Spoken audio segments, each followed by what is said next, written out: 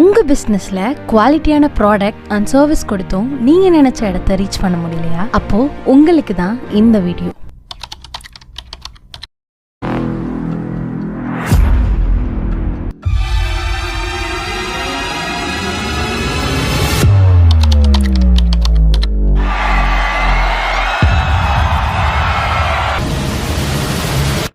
இந்த இன்சிடென்ட்டோட சக்ஸஸ்க்கு காரணம் யூனிட்டியாக இருந்தாலும் அதை இம்பேக்டாக கொண்டு வந்தது எதுன்னு தெரியுமா?